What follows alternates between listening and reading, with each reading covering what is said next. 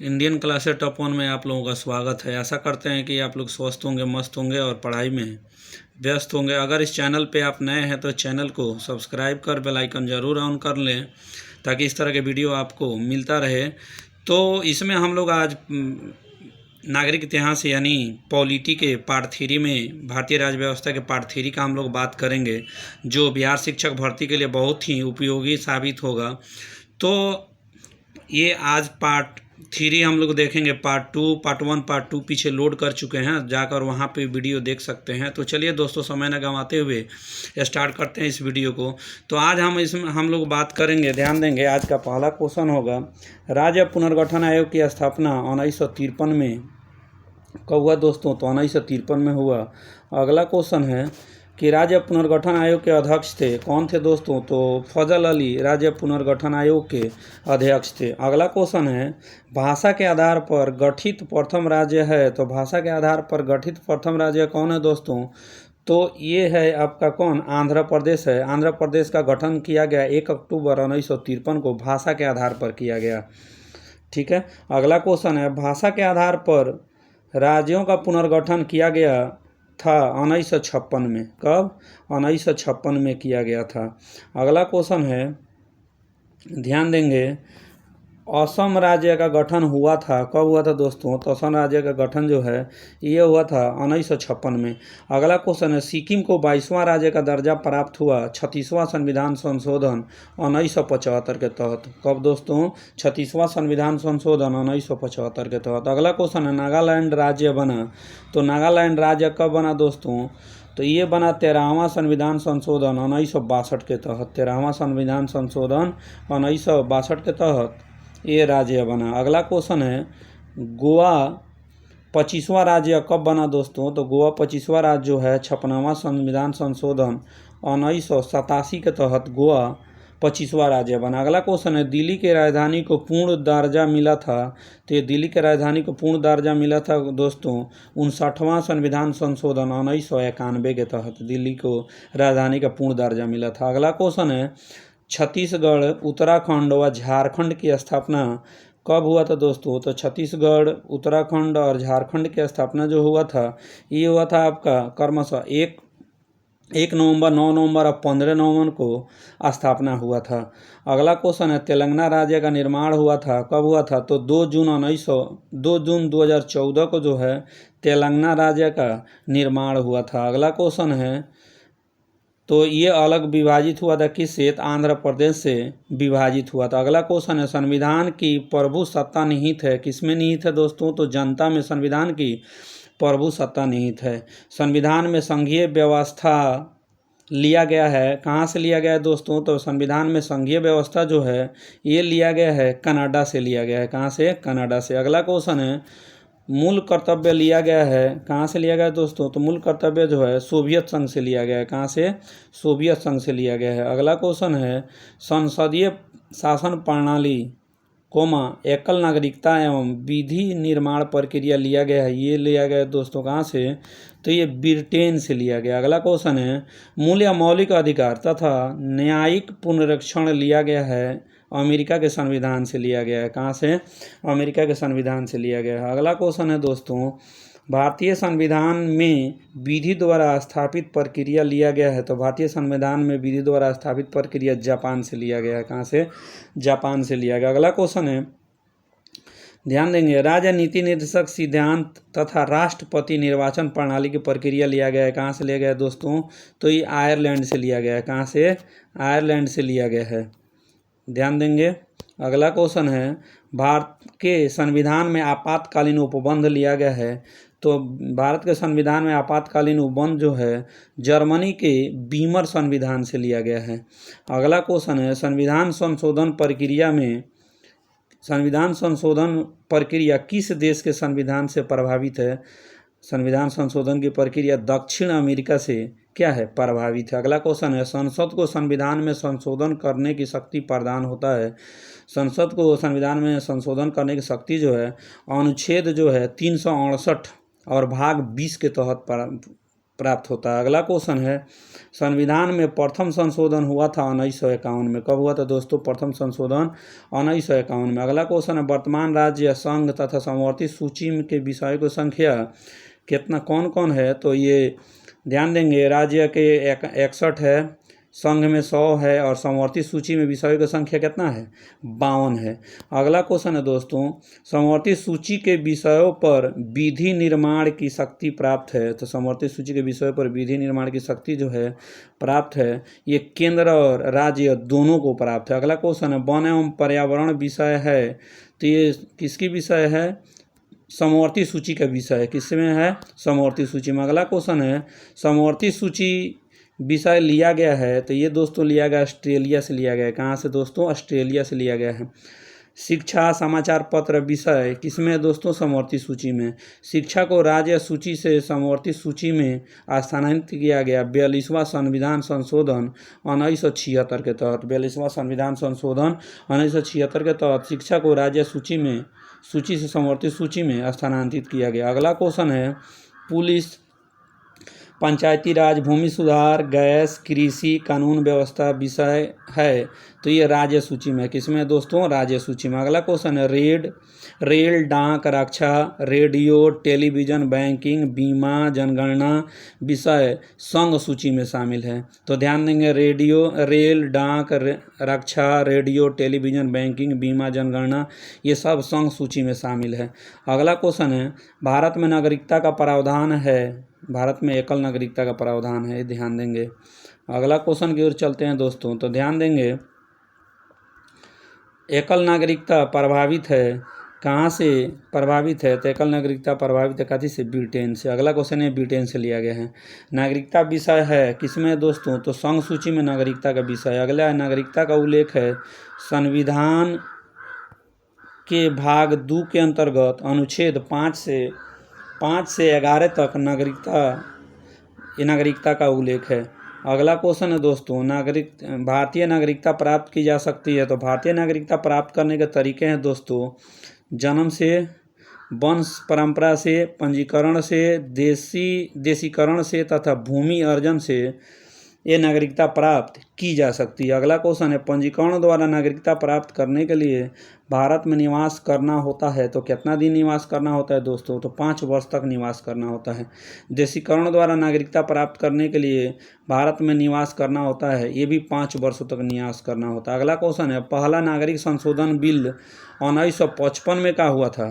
पारित हुआ था। अगला क्वेश्चन है, भारतीय नागरिकता अधिनियम 1955 संशोधन हो चुका है कै बार? तो 6 बार हो चुका है। अगला क्वेश्चन है, ध्यान देंगे, अंतिम बार हुआ था 2019 में। अगला क्वेश्चन है, मौलिक अधिकार संविधान के किस भाग में वर्णित है? तो मौलिक अधिकार जो है संविधान के भाग 3 अनुच्छेद 12 से 35 तक है। कितना से? 12 से 35 तक है मौलिक अधिकार। अगला क्वेश्चन है, भारत का मैग्ना कार्टा कहा जाता है? भाग 3 को भारत का मैग्ना कार्टा कहा जाता है। अगला क्वेश्चन है, मूल संविधान में मौलिक अधिकार थे। तो कितना थे मूल संविधान में मौलिक अधिकार दोस्तों? तो 7 थे। अगला क्वेश्चन है, वर्तमान में कितना है? तो 6 है। संपत्ति का अधिकार को मूल अधिकार की सूची से हटाकर विधिक अधिकार किया गया 44वां संविधान संशोधन 1978 के द्वारा। 44वां संविधान संशोधन 1978 में हुआ। उसी के तहत संपत्ति का अधिकार को हटाकर विधिक अधिकार बना दिया गया। अगले क्वेश्चन है दोस्तों कि मौलिक अधिकारों को संशोधित करने का अधिकार है। मौलिक अधिकारों को संशोधित करने का अधिकार है सांसद को। किसको है? सांसद को है। संसद को मौलिक अधिकारों में संशोधन का अधिकार दिया है। कहाँ से लिया? कौन दिया है? तो केशवानंद बनाम केशवानंद भारती बाद ने केशवानंद भारती बाद ने। अगला क्वेश्चन है, मौलिक अधिकारों के रक्षक माना गया है। तो मौलिक अधिकारों को रक्षक सर्वोच्च न्यायालय एवं उच्च न्यायालय को कहा जाता है। सर्वोच्च न्यायालय एवं उच्च न्यायालय को कहा जाता है। अगला क्वेश्चन है, मौलिक अधिकारों का निलंबन कर सकता है। तो ये मौलिक अधिकारों का निलंबन कौन कर सकता है दोस्तों? तो ये राष्ट्रपति कर सकता है। अगला क्वेश्चन है, अनुच्छेद 14 में कानून की समानता का अधिकार लिया गया है। कहाँ से लिया गया है दोस्तों? तो ये ब्रिटेन से लिया गया है। अगला क्वेश्चन है, अस्पृश्यता का अंत है अनुच्छेद किसमें है? तो अनुच्छेद ये है 17 में अस्पृश्यता का अंत है। उपाधियों का अंत किसमें? अनुच्छेद 18 में उपाधियों का अंत है। प्रेस की स्वतंत्रता या बोलने की स्वतंत्रता अनुच्छेद 19 के 1 में दिया गया है, 19 के 1 के क में है। चौथा स्तंभ इंगित करता है प्रेस को, चौथा स्तंभ इंगित करता है किसको? प्रेस को। परमाणु और दैहिक स्वतंत्रता का संबंध वर्णित है अनुच्छेद 21 में जो है प्राण और दैहिक स्वतंत्रता का शब्द वर्णित है। अगला क्वेश्चन है, अल्पसंख्यक वर्गों के हितों का संरक्षण संबंधी अधिकार उल्लिखित है अनुच्छेद 29 में है। किसमें? अनुच्छेद 29 में है। 6 वर्ष से 14 वर्ष की उम्र के बच्चों के लिए निःशुल्क शिक्षा अनिवार्य किया गया है।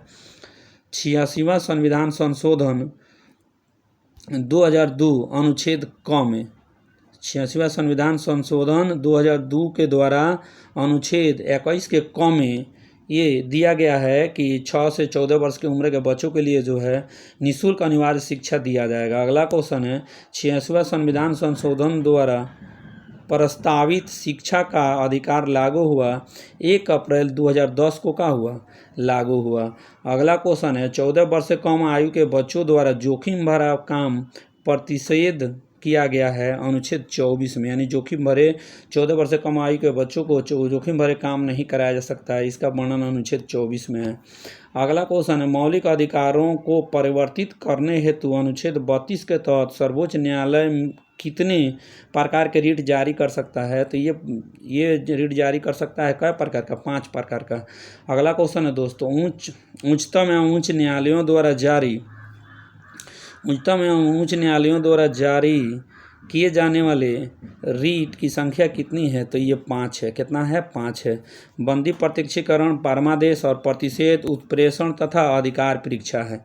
अगला क्वेश्चन है, उच्च न्यायालय अथवा सर्वोच्च न्यायालय द्वारा नागरिकों के मौलिक अधिकारों की रक्षा हेतु जारी किया गया समादेश है। तो ये कौन है? तो परमादेश है। अगला क्वेश्चन है, बंदी को 24 घंटे के अंदर सशरीर न्यायालय के सामने पेश करना, ये क्या है? समादेश कहलाता है। क्या कहलाता है दोस्तों? समादेश कहलाता है। समादेश कहलाता है बंदी प्रत्यक्षीकरण। अगला क्वेश्चन है, व्यक्तिगत स्वतंत्रता की रक्षा के लिए रीट याचिका है तो हैबियस कॉर्पस यानी बंदी प्रत्यक्षीकरण हैबियस कॉर्पस कहा जाता है। अगला क्वेश्चन है, नीति निर्देशक सिद्धांत संविधान में वर्णित है तो भाग 4 में अनुच्छेद 36 से 51 तक वर्णित है। भाग 4 में 36 से 51 तक वर्णित है। अगला क्वेश्चन है, राज्य के नीति निर्देशक सिद्धांतों का मुख्य उद्देश्य है कल्याणकारी राज्य की स्थापना करना। क्या है दोस्तों? कल्याणकारी राज्य की स्थापना करना। मूल कर्तव्य वर्णित है संविधान के भाग 4 क में अनुच्छेद 51 के क के तहत है। अगला क्वेश्चन है दोस्तों, ध्यान देंगे, मूल कर्तव्य जो है संविधान के भाग 4 के क में अनुच्छेद 51 के क के तहत है। अगला क्वेश्चन है, मूल कर्तव्य का विचार लिया गया है पूर्व सोवियत संघ से लिया गया है। किससे? पूर्व सोवियत संघ से मूल कर्तव्य का विचार लिया गया। अगला क्वेश्चन है, भारत के संविधान में मूल कर्तव्यों को जोड़ा गया तो भारत के संविधान में मूल कर्तव्यों को 42वां संविधान संशोधन 1976 के द्वारा भारत के संविधान में मूल कर्तव्यों को क्या किया? जोड़ा गया। सरदार स्वर्ण सिंह समिति के अनुशंसा पर जोड़ा गया। अगला क्वेश्चन है, वर्तमान में मूल कर्तव्यों की संख्या कितनी है दोस्तों? तो वर्तमान में मूल कर्तव्यों की संख्या 11 है। भारतीय संसद के 3 अंग है। कितने अंग है दोस्तों? 3 अंग है, राष्ट्रपति, राज्यसभा और लोकसभा। भारतीय संसद के कौन कौन अंग है? राष्ट्रपति, राज्यसभा और लोकसभा। इन्हीं के मिलने से क्या होती है? भारतीय संसद का निर्माण होता है। अगला क्वेश्चन है, संसद का अस्थायी एवं उच्च सदन जो कभी भंग नहीं होती है, ये कौन है? तो राज्यसभा को कभी भंग नहीं होता और ये उच्च सदन होता है और अस्थायी होता है। अगला क्वेश्चन है, संसद का निम्न सदन कहलाता है तो लोकसभा को निम्न सदन कहते हैं, राज्यसभा को उच्च सदन कहते हैं। संसद भवन का डिजाइन तैयार किया था सर हर्बर्ट बेकर और एडवर्ड लुटियंस ने, यानी पहले जो संसद भवन का डिजाइन जो तैयार हुआ था ये दोनों मिलकर किए थे। कौन? सर हर्बर्ट बेकर और एडवर्ड लुटियंस। अगला क्वेश्चन है, संसद भवन की नींव रखी गई थी तो 1921 में संसद भवन की नींव रखी गई थी। संसद भवन का उद्घाटन किया गया था 18 जनवरी 1927 को लॉर्ड इरविन द्वारा, किसके द्वारा, 18 जनवरी 1927 को लॉर्ड इरविन द्वारा उद्घाटन किया गया था। अगला क्वेश्चन है, संविधान में दोनों सदनों की संयुक्त बैठक का प्रावधान किया गया है अनुच्छेद 108 के तहत, किसके तहत, अनुच्छेद 108 के तहत। दोनों सदनों की संयुक्त बैठक होती है साधारण विधेयक एवं वित्त विधेयक के मामले में।